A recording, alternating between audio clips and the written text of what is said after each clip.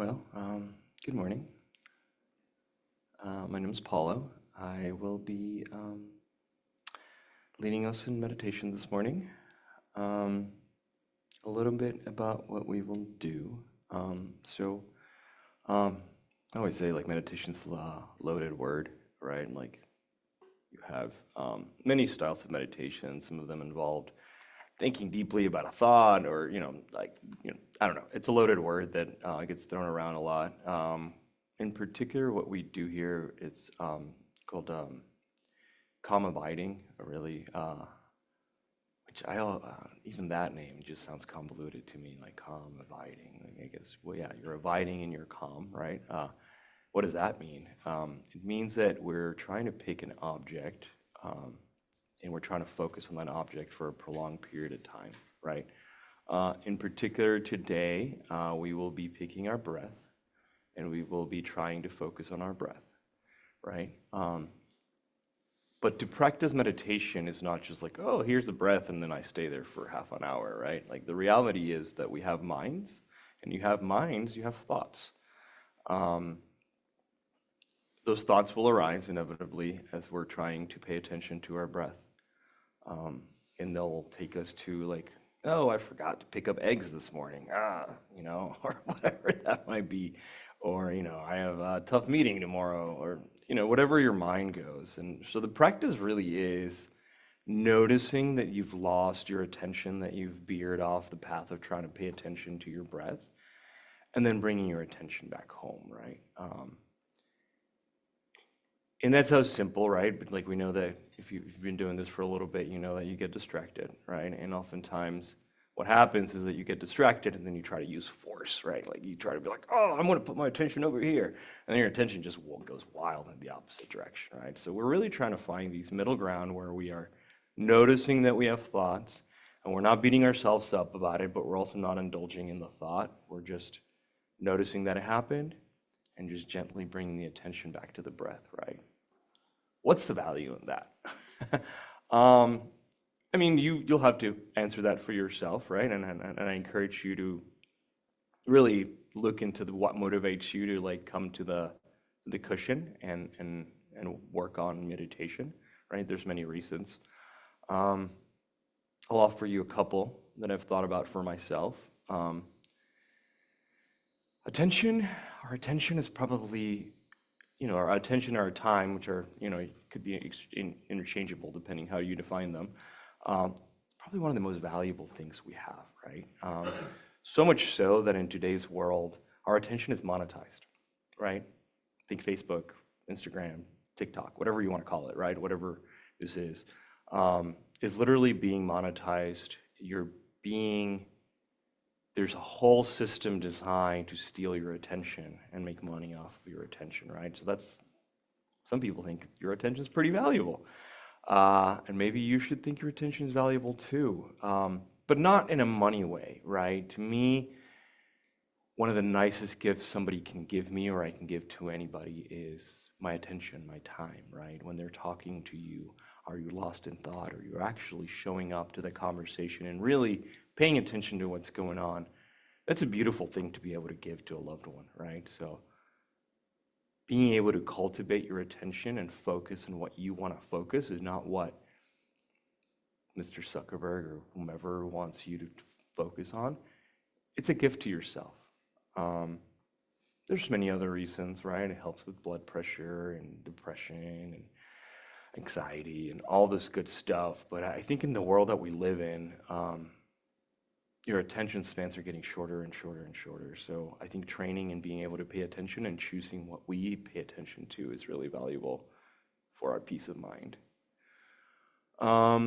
Besides paying attention explicitly to our breath, we will also every, call it 7 or 9 minutes, I will start chanting the syllable hung, which is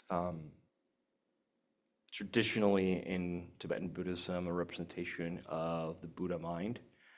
But more in this context is just like we're just training in dynamism, right? Like how do you take your practice off the mat, off the cushion, and start to like, can I pay attention during my day-to-day life, right? Not just when I'm in sitting on the cushion. So it's like, so sound is a little bit more active, a little bit more dynamic than the breath. Um, so we're training a little bit in dynamism that way. Don't remember the Tibetan word for dynamism, but it's basically the concept of like taking your practice from the cushion to everyday life. So it starts to be a transition in that direction. Um, we'll start out by doing our setting our intention, and a little bit on this. In Buddhism, especially in Mahayana Buddhism, we don't just meditate for ourselves, right? We meditate because we want to show up better for the world and help others, right? So we're seeking to not just ease our own pain, but the pain of all sentient beings. It's a major tenet in Buddhism, so we'll say some words about that. May all beings always have happiness in its causes. May all beings always be free of pain in its causes. May all beings always be pain-free and live happily. May no beings ever cling to those near nor spurn those far. For as long as space abides, for as long as time remains, just so long may I be there, resolving all beings' pains. All right.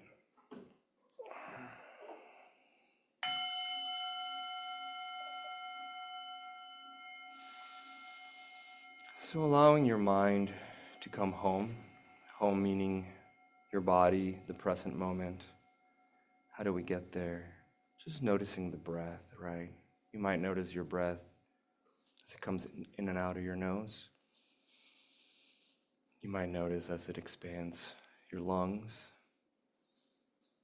Or maybe you can feel it at its root, down in the Tao or Muladhara, which is 4 fingers width down from your navel and 4 fingers width in. And maybe if you're paying attention down there, we can take a full yogic breath, which involves starting with the belly expands, then you expand through your lungs, allowing your rib cage to expand in all directions, and then topping it off then at your collarbone.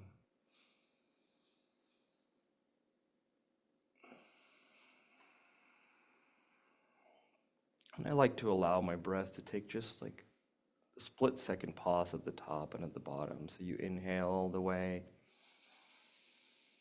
you pause, and then you exhale all the way. Trying to make your inhalation and your exhalation about as long as each other.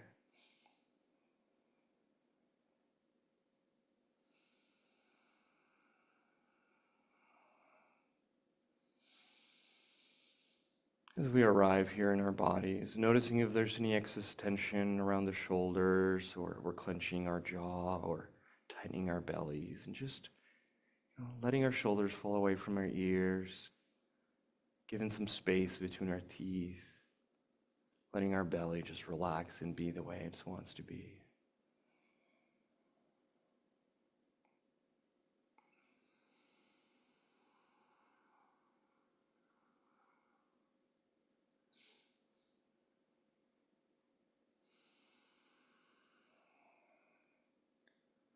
Noticing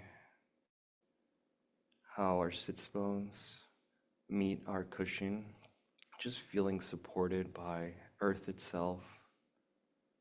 It's nice to think that, the center of earth is directly below us, and we're supported from there. So we have support from the center of earth to us, and we are right above it.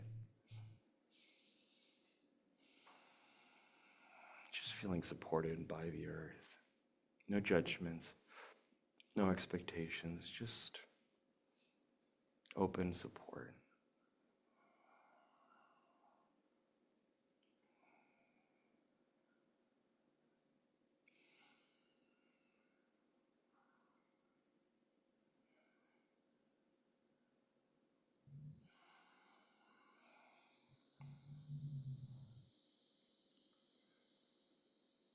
And then feeling into your skeletal structure and how it's supporting you as well. Your ligaments, your bones, your muscles, all holding you here, allowing you to sit up and meditate. Just feeling supported by that.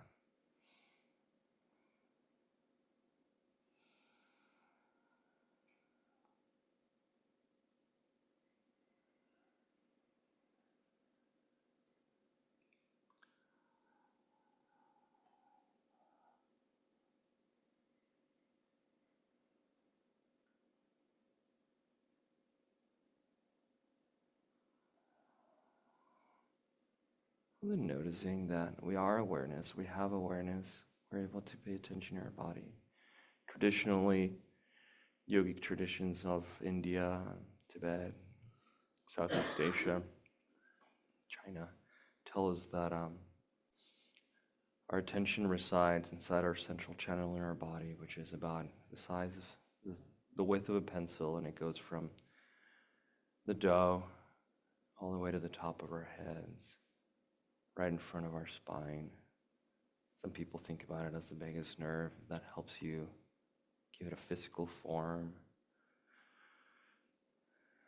But it's just an energetic representation of where our consciousness just resides in our bodies.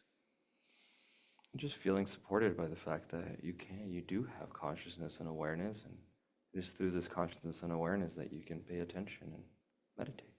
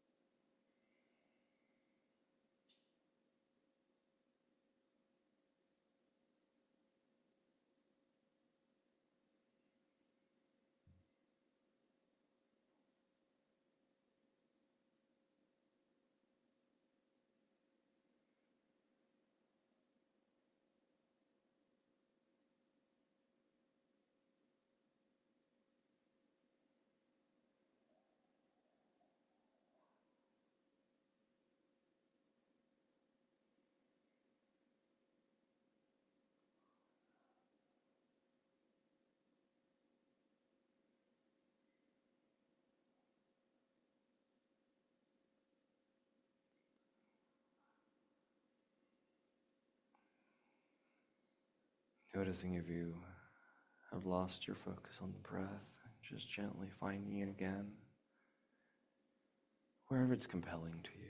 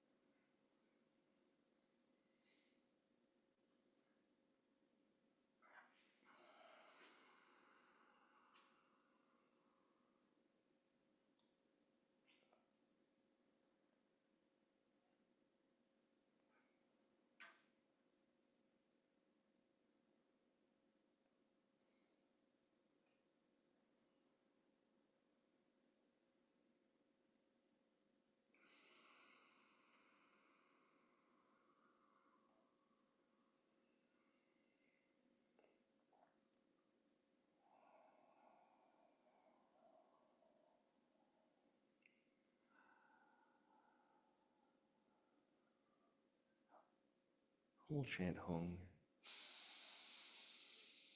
Hong.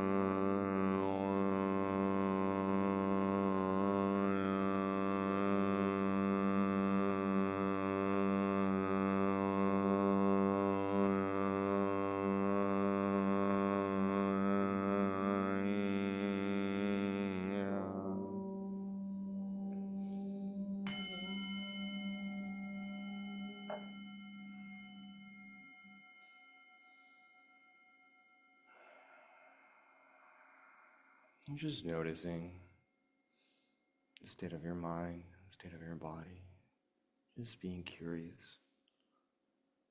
No right answers.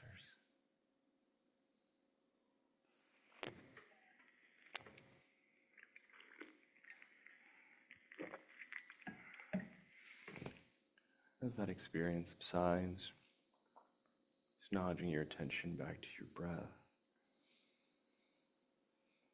You're allowing full inhalations, starting from your belly, topping off at your collarbones, and full exhalations that are about equally timed.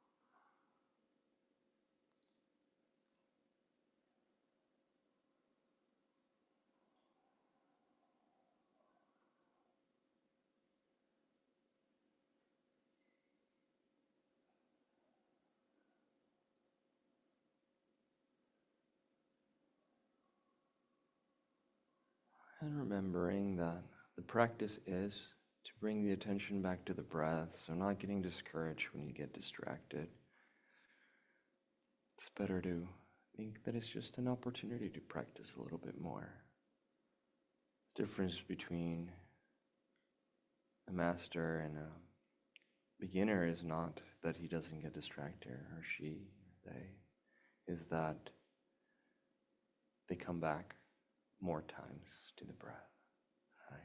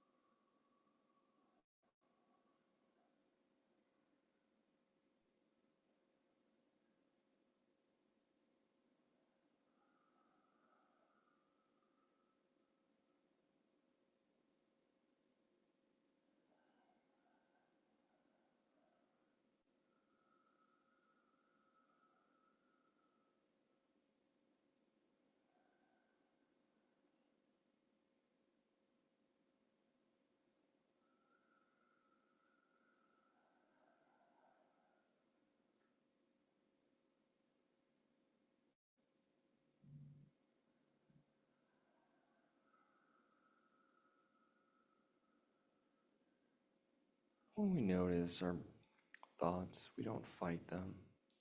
We also don't cling to them. I like to think of our thoughts like when you take your dog to the park, take it off leash and you just let it run, right? You don't get too worried about trying to control them.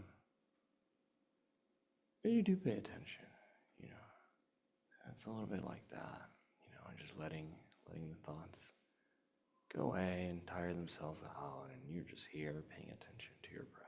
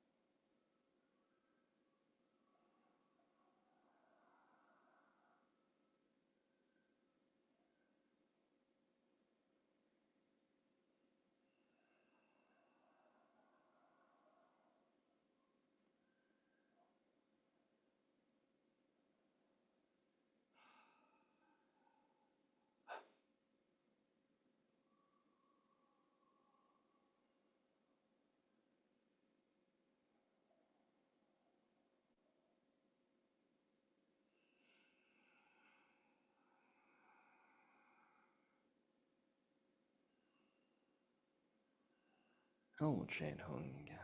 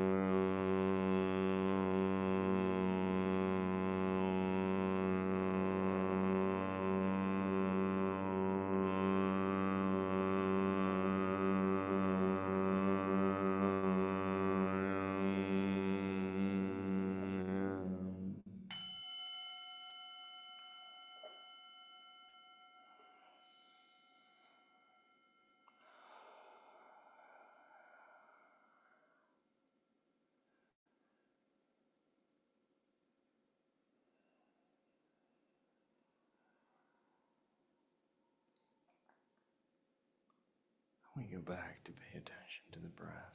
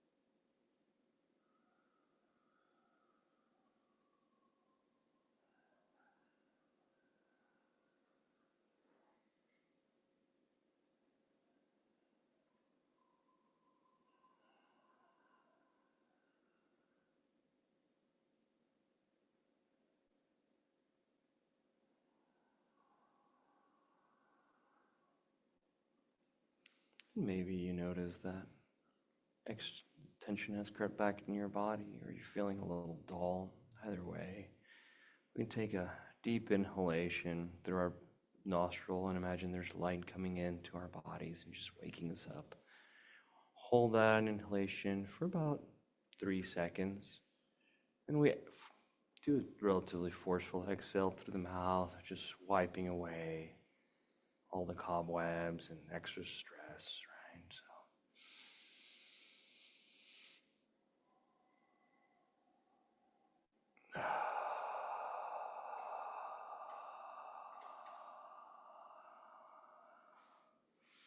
you're welcome to take deep breaths and exhale out of your mouth whenever you feel compelled to or like you need to. So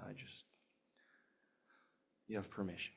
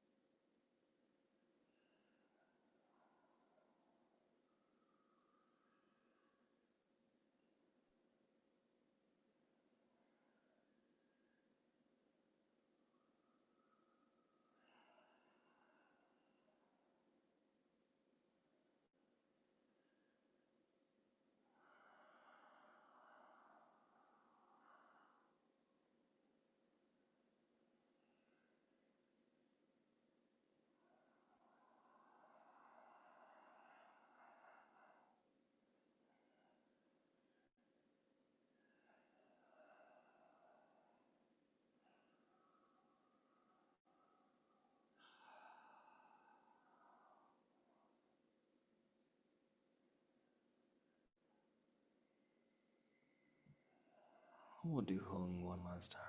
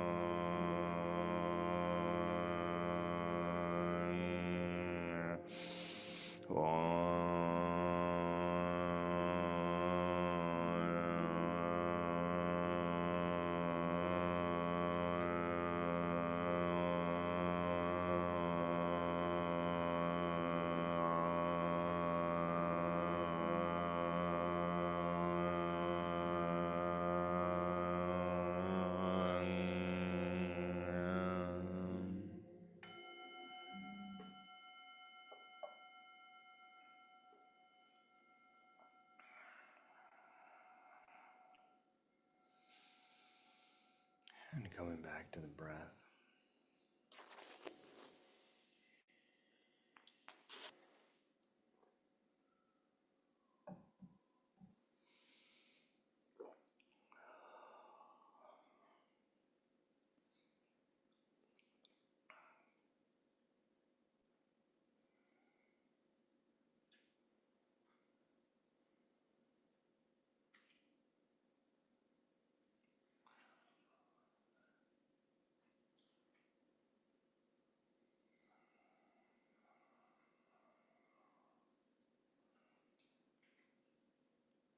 Maybe here in the last few minutes of our meditation, I invite you to meditate with your eyes open.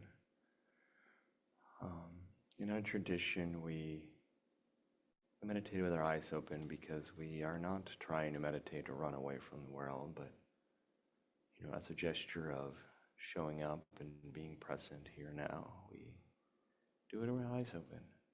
If you don't feel comfortable, that's okay. Just inviting you.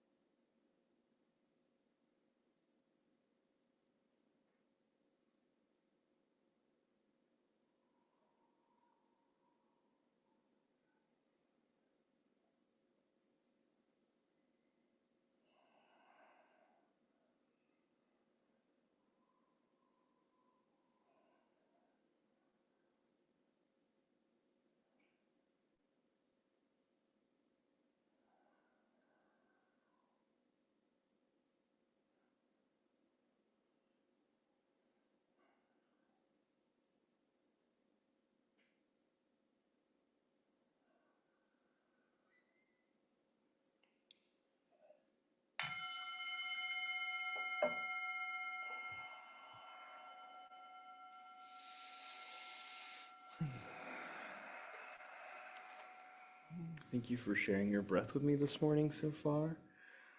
I will read a little passage from this book by Pema Chodron, Comfortable with Uncertainty, called Comfortable with Uncertainty, the chapter in particular. It's page 3. That's chapter 3. So I'll read a little bit of this and maybe we can talk a little bit about it as well. Those who train wholeheartedly in awakening bodhicitta are called bodhisattvas or warriors. Not warriors who kill, but warriors of non-aggression who hear the cries of the world. Warrior bodhisattvas enter challenging situations in order to alleviate suffering. They are willing to cut through the personal reactivity and self-deception. They are dedicated to uncovering the basic, undistorted energy of bodhicitta. A warrior accepts that we can never know what will happen to us next. We can try to control the uncontrollable by looking for security and predictability, always hoping to be comfortable and safe. But the truth is that we can never avoid uncertainty. This not knowing is part of the adventure. It is what makes us afraid. Whatever we are, we can train as warriors. Our tools are sitting meditation, Tuglen, giving and receiving, slogan practice or mantra practice, and cultivation of the four limitless qualities, which is what represents bodhicitta, love and kindness, compassion, joy, and equanimity. With the help of these practices, we will find the tenderness of bodhicitta in sorrow and in gratitude, behind the hardness of rage and the shakiness of fear, in loneliness as well as in kindness, we can uncover the soft spots of our basic goodness. But bodhicitta training often offers no promise of happy endings. Rather, this I who wants to find security, who wants something or someone to hold on to, will finally learn to grow up. If we find ourselves in doubt that we're up to behaving and being warrior in training, we can contemplate this question. Do I prefer to grow up and relate to life directly, or do I choose to live and die in fear?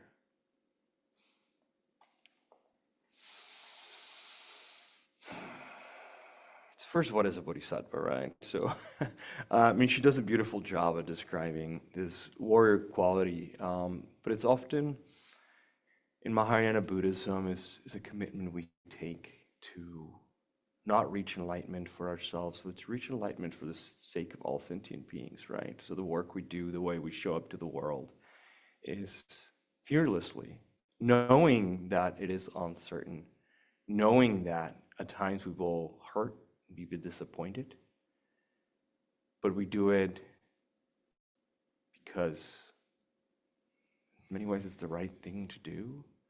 And the qualities of that bodhisattva is bodhicitta. Bodhicitta means, literally translates to awakened mind, body, awakened, chitta, mind in Sanskrit. And it's the root of all Buddhas, right? It's the seed of Buddhahood in traditional literature. And it's composed of the four immeasurables that, if you do some of our practices you might have heard about, which is love, equanimity, joy, and compassion, right? It's kind of these four elements that make up the seed of Buddhahood, the superpower of the bodhisattva, if you may, right? Of this warrior who chooses to face uncertainty, knowing that it's uncertain, but it still shows up over and over again.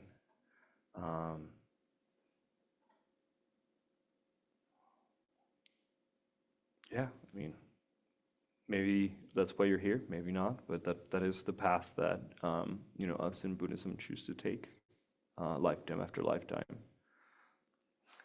And we got to be comfortable with uncertainty because the only constant is change, right? There's nothing, we know we're going to die. We don't know when, we don't know where. That's about all certainty that we can have, maybe taxes. But as she says, do I prefer to grow up and relate to life directly, or do I choose to live and die in fear, right? Trungpa Rinpoche talks about how we're all falling, right, in this ever-changing landscape. It's like we're falling and falling. So that's the bad news. The good news is that there's no bottom. Whatever comes will also change, right? Good or bad or uh, neutral. It's ever changing. Um, anyhow, I'd like to hear from you. What are your thoughts, questions, comments, experiences? Selwa? Wow, I think I'm growing up. Thank you. It was like an opener. Yeah, I think I feel after all these years of practice of coming here, I think I feel more comfortable about feeling compassion for almost everybody, almost. And I feel that I feel comfortable with uncertainty. I'm aware. Mm, Even in the middle of laughing, I know that who knows what is going to happen later. So maybe I'm growing up. well, very happy to hear that. Um, there's something weirdly comforting about accepting the unknown, right? We we grasp really hard about, I want this to never end, or I want this to happen, or I don't want this to happen, right? And it feels tight. It feels closed off. It's exhausting. Alternatively, when we do the opposite, right? Accept that, hey, it's uncertain, and that's just reality. That's just how it is. Um, we soften and we open up, and instead of being so preoccupied with holding on to either, right, like it's aversion and desire are like it's just wanting. It's you either want it not to happen or you want it to happen, right? And like so you're grasping. It's two modalities of grasping, and you end up not enjoying it. You have something really good and you can't even pay attention to it because you're so concerned about trying to grasp at it. So when you just accept it, like we treasure things more. I find that accepting that things are impermanent allows us to really savor them, the good and the bad. Online, uh, oh, you taught me how to say your last name last time, and Schitzel Hill? Schetzel, Hill, Schetzel rhymes with pretzel. Pretzel. I love it. Yes, thank Now, you. Uh, um, so every time I hear Pima Children, I'm just like blown away by her ability to make succinct these really incredible, difficult concepts, and and often have these little epiphanies. And today, as you were reading, I don't remember exactly what section, what words it was, but this idea of being a warrior and the goal and motivation of bodhicitta, which is really about others. It's about ourself as well, but it's about others. And the idea of being a warrior and let's just say in today's America, protesting the injustice that's coming down on us, that moving beyond the self to be there for the well-being of all people. It's that little epiphany of, I think, what we're striving for. Beautiful. If you're compelled, Trinpoche Rinpoche has a whole book about being a peaceful warrior. I think it's called Peaceful Warrior. Um, and I highly recommend it. Would you both tell us your first name, just so that we get to know you? My first name is K, which is an initial, and it's silent, and you don't say it like it's as in knife. My Okay, mom gave that to me. okay. My name is Burnell. I go by Burnell. Burnell or Bernie. Okay. Oh, Bernie. Okay. And You I'm too. Lori. And yeah, sorry, Lori. Lori. Yeah, we can't seem to get our names permanently changed on there, We so tried. It's okay. It's okay. I just, um, yeah. it gets impersonal at a distance, so I just like to get to know people to the Well, extent thank that I you. can. Thank you for asking. Yeah. Nancy? I was struck by part in the reading that we have a choice and we have to either be a warrior or fearful. And my mind keeps going to, I don't want to choose yet. And then my mind went really clearly to, well, that's the fearful. I don't get to not choose. And that's kind of what I'm sitting with. It's a choice, but I don't get to not make it yet because I'm always making it. So it's That's kind of not a choice. it's not. It's not. You're correct. By not making a choice, you are making a choice, right? It's that Yeah, old it's not a good one. Yeah. yeah. Uh-huh. No, that's a wonderful insight, right? It's very it sounds very clear.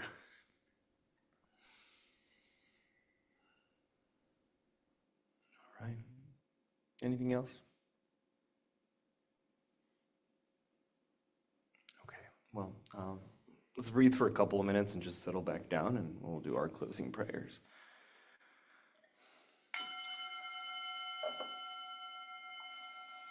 Thank you.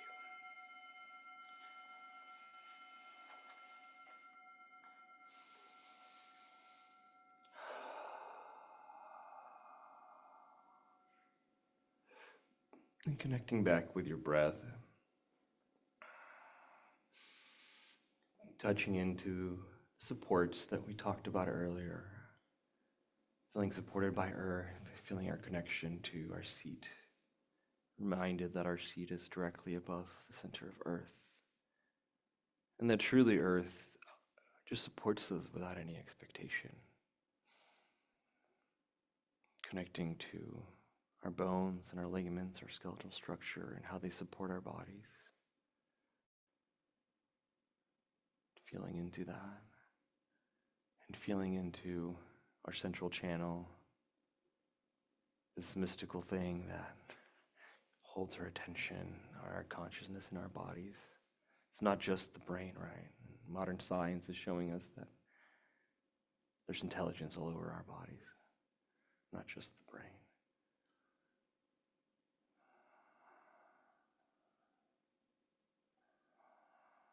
And just breathing for a little bit.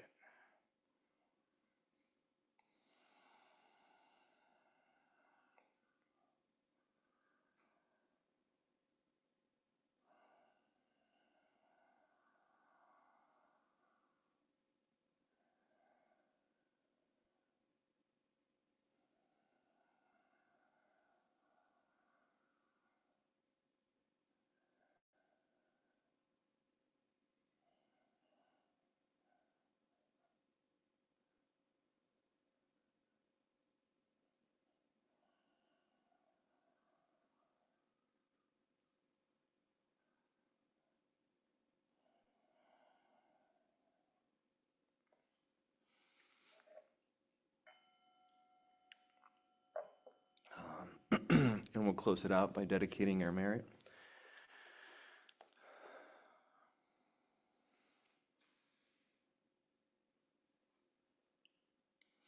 By this good may I swiftly once become a great guru, lead all beings, everyone, to reach to that very ground.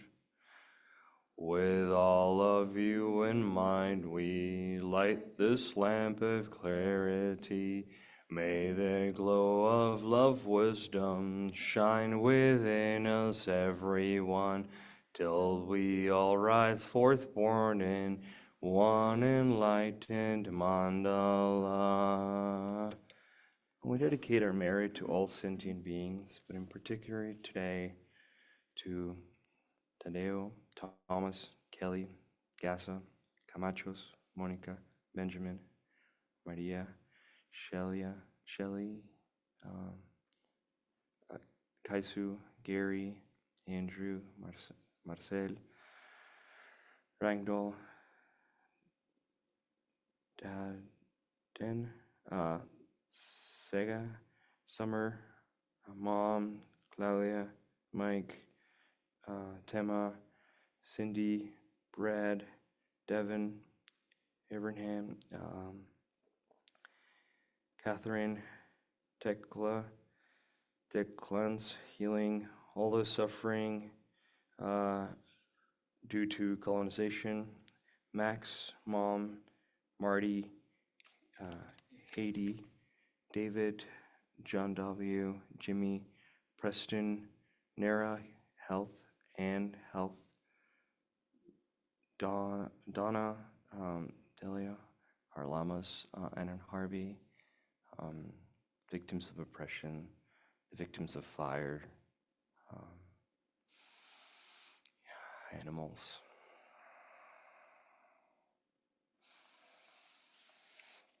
We'll close our practice by chanting ah and ah. When we're doing it, we first and foremost imagine that we're giving light from our heart to ourselves. And then we expand that light from our heart to the room. And as we do so, we're also reminded that we're receiving light from everybody else here in a distance. And then we just keep expanding. Just let your light go wherever it wants to go, wherever your imagination can take it. Just allow it to travel there.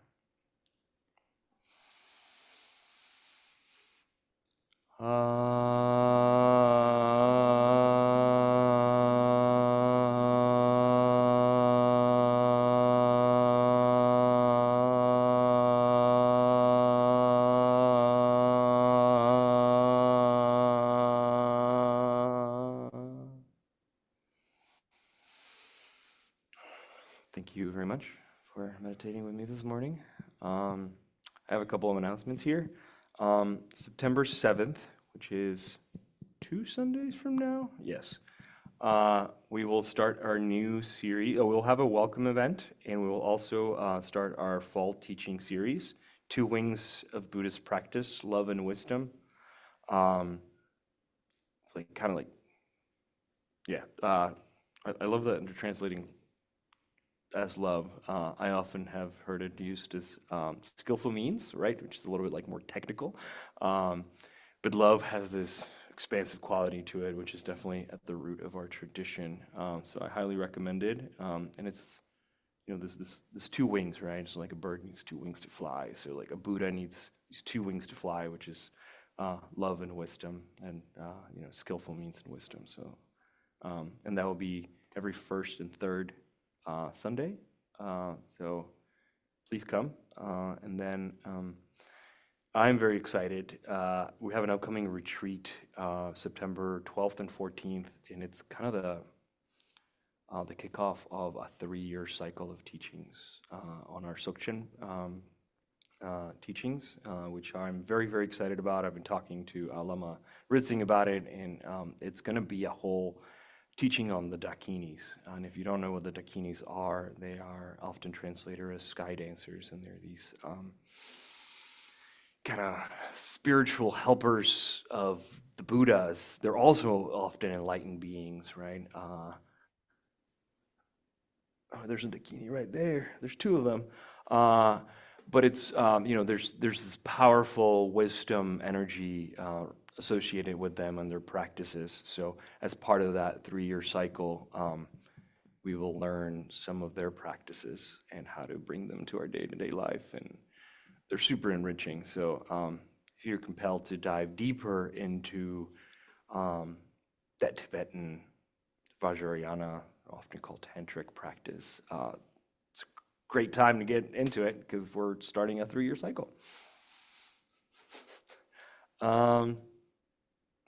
That's it. I hope you all have a good rest of your day. And please, if you have questions, comments, concerns, please come talk to me. Yeah. Thank you. Oh.